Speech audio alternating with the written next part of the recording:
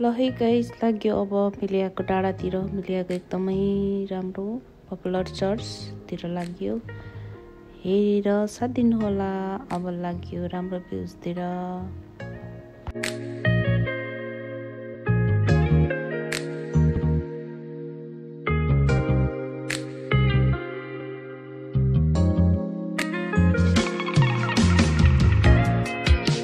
ए रुख पनि बुढो भएछ।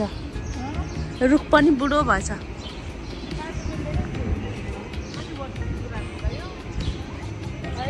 अन्त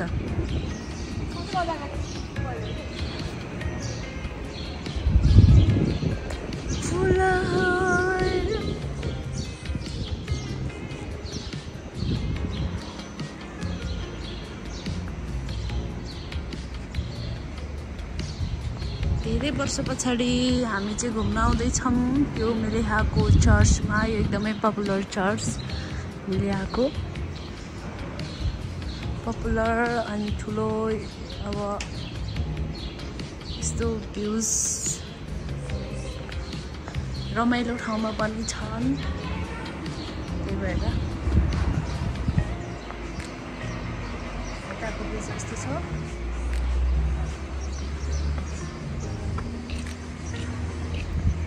ए 180 रेस्टुरेन्ट त होला होइन, हामीहरू पछि एकचोटि त्यतै भएको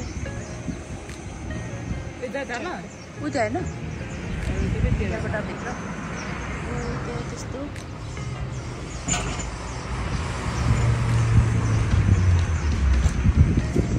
चर्च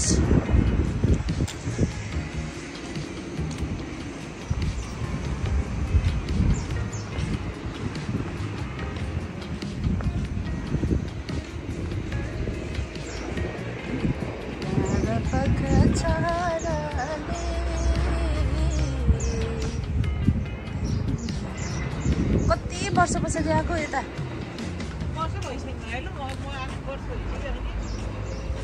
त्यही त काम गर्थ्यो, निक्लिन्थ्यो, उनी हिँडेर बस्थ्यो बस स्टपमा है। अहिले घर जाउँ जस्तो हुन्थ्यो। त्यही मलाई माथि भुटेर कामै गर्नु मन पर्दैन थियो, रिस उठेर आँखै दिउँथ्यो।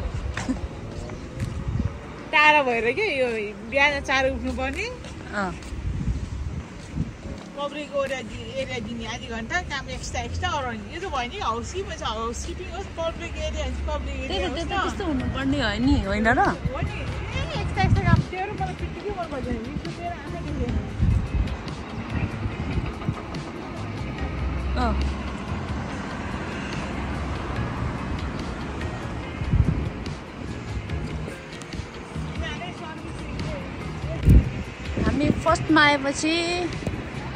हामी फर्स्टमा आएपछि त्यो रोडबाट भित्र छिरेर अनि माथिको त्यस्तो गुफा जस्तोहरू छ नि, हाम्रो घरबाट देखिने क्या हामी बसेको बाटो। अनि हो त्यो गुफाहरू देखिने यहाँबाट। अनि कस्तो डर लाग्थ्यो क्या अनि यो बाटो छ त्यो गाडी त्यहाँबाट अलिकति भित्रबाट उयो पाखा उयो त्यस्तो देखिने त दुलोहरू छ नि त। त्यहाँ छिरे यतापट्टि घर रहेछ होइन, त्यही हो, धेरै त होइन तर त्यही हो। त्यो हो त्यही पाखाहरू देखिन्थ्यो अनि डर लाग्थ्यो क्या हामीलाई चाहिँ। अनि सबैजना काममा जाने अनि कुनै बेला एक्लै हुनुपर्ने नि त, अनि बस्न पनि डर लाग्ने क्या।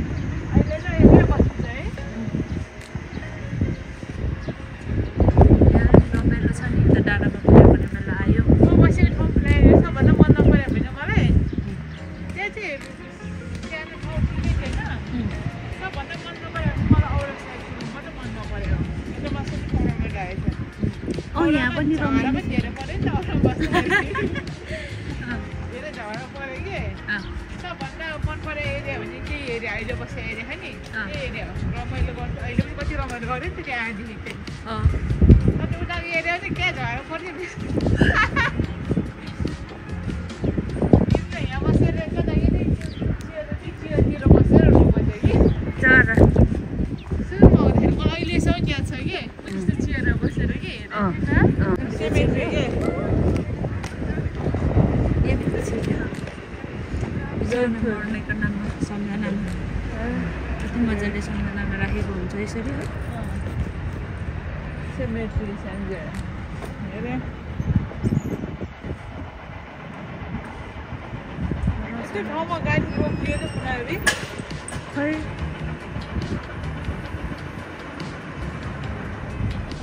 त्यो ठुलो गाडी है कि जसको ठुलो गियर छ नि पुनः त्यसले चाहिँ पैसा धेरै तिर्या हुन्छ रहेछ होला अर्को त भित्तामा नाम टाँसिया मात्रै छ अरे ठुल्ठुलोको चाहिँ त्यहीँनिर रहेछ अरे फुल भएको है त्यो फुल भइसक्यो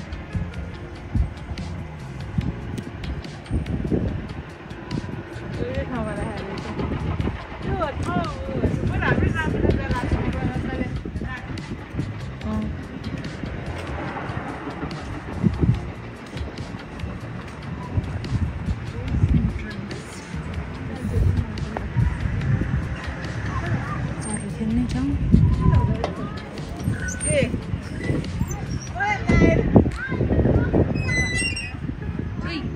खेल्दैछ नि बच्चाहरू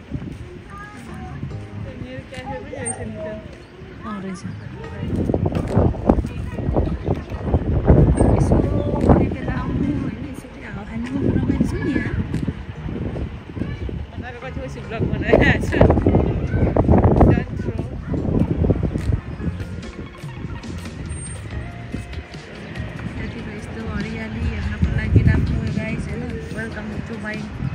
mini vlog.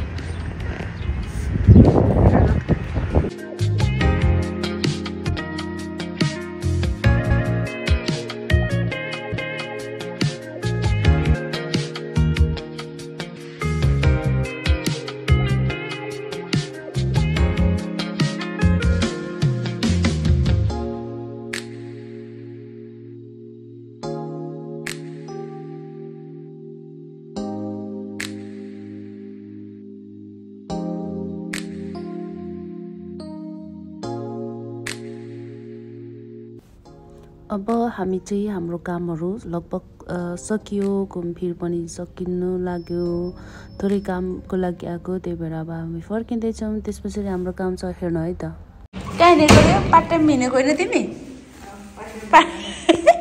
म पनि पार्ट टाइम यो बोतल ढेर भएछ हौ हामी चाहिँ साथीहरू यही बोतलहरू बोकेर आज जाँदैछौँ बोतल बेच्नलाई अनि यस पछाडि हाम्रो प्लान यो बोतलबाट आएको पैसा चाहिँ सदुपयोग गर्दैछौँ बोतल पनि सदुपयोग गर्दैछौँ अब यहाँको सिस्टम चाहिँ यो छ हेर्दै गर्नु होला अन्तिमसम्म भनेर भन्छु म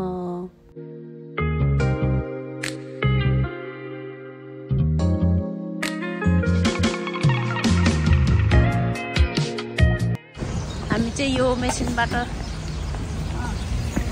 टुरुक टुरुक गरेर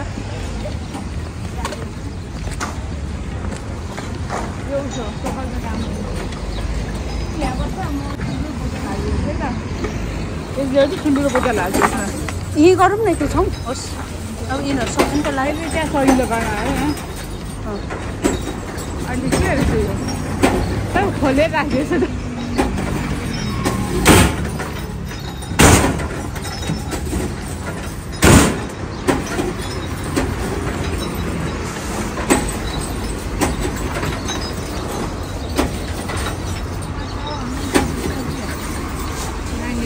त्यसले 9 रुपियाँ 10 रुपियाँ नै दिएछ अब हाम्रो दुईवटा झोला छ के त बोतल मात्रै क्या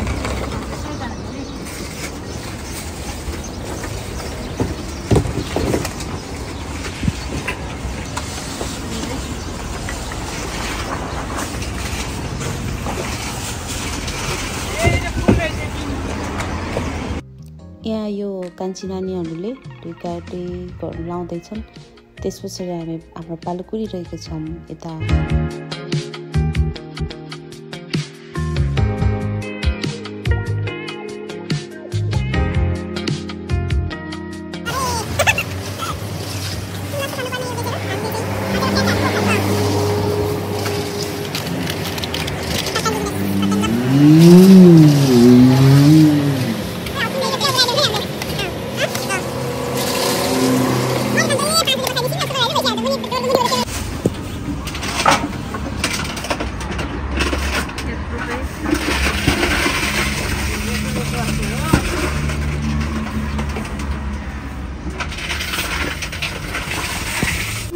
रेड बुलको त बारकोटै देखिएन हालिदेऊ न यतिकै हुन्छ कि त्यही त बारकोटै छ नि त्यसको ल बारकोटै छैन हेर त तिमी आफै यो रेड बुलमा चाहिँ बारकोटै छैन भन्ने कुरा ल छैन साँच्चै यस्तो पनि हुन्छ कसलाई पनि देखेको बारकोट गरेर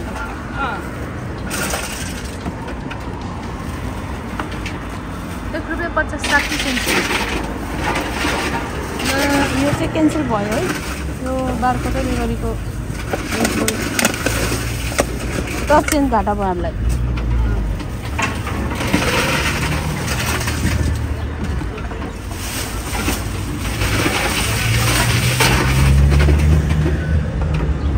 बारकोट नभइदियो मैले त यसको त बारकोटै छ नि 10 सेन्ट घाटा भयो 10 सेन्ट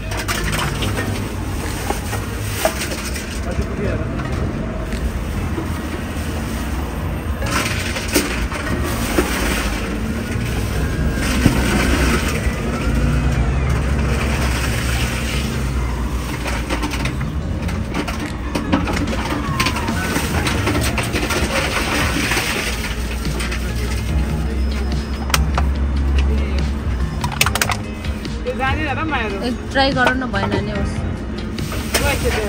भित्र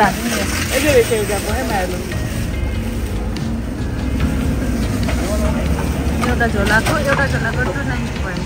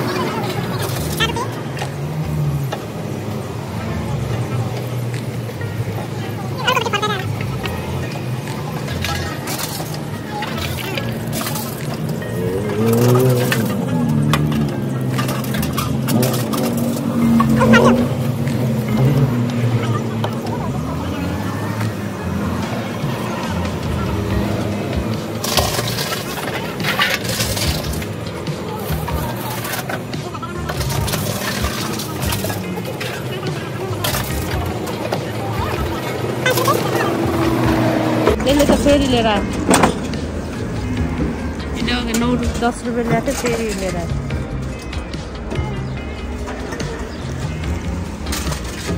रेस्टुरेन्ट गयो नि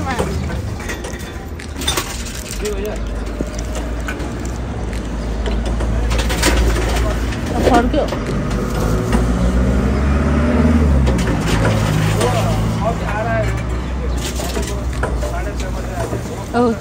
प्रिन्ट भयो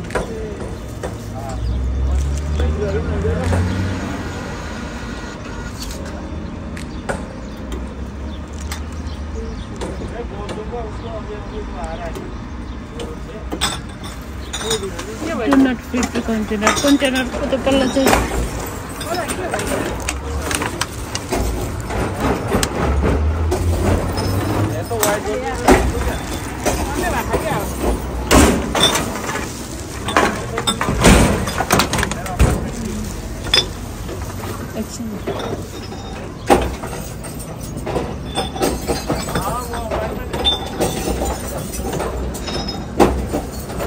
खोल्ने बेला हुन्छ त्यो खोलेर हेर है भयो अब चाहिँ हुन्छ होला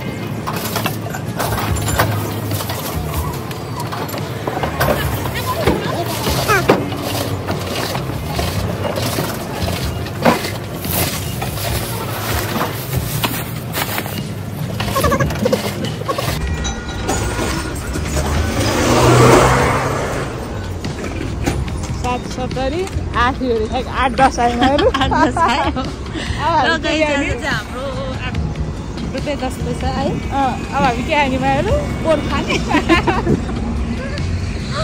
आयो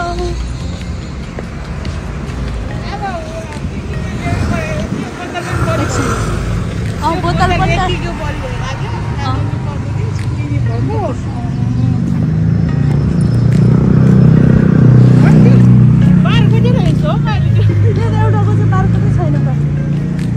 बारकोट नभएको पनि मिस्टेकले कम्पनी बिर्स्यो होला राख्दा राख्दै उता पेट्रोल पम्प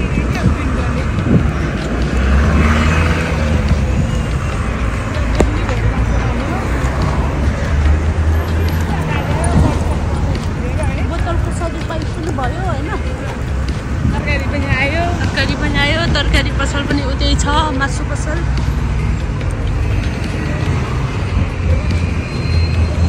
होइन त गाइज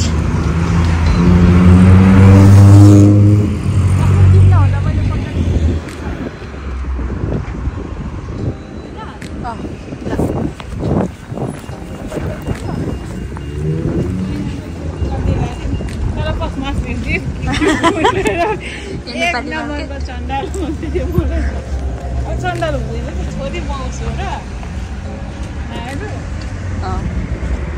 अब हुनेसम्म त गर्नु पर्यो नि त होइन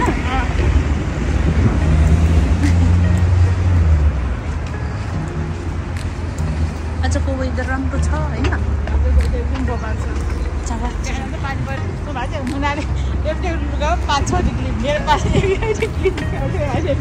हावा चलिरहेको नि त धेरै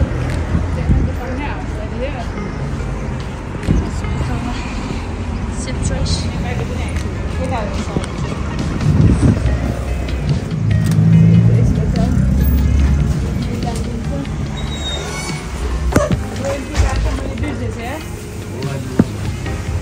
मोबाइल नम्बरबाट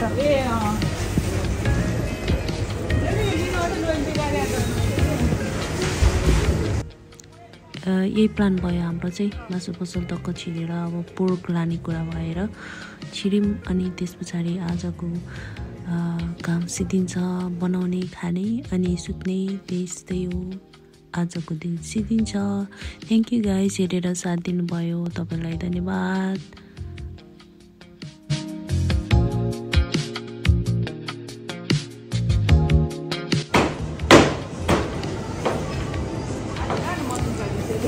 जत्रो भयो उस्तो हुन्छ नि त अलिअलि भए पनि त्यति गर्दा ठिक हुन्छ तर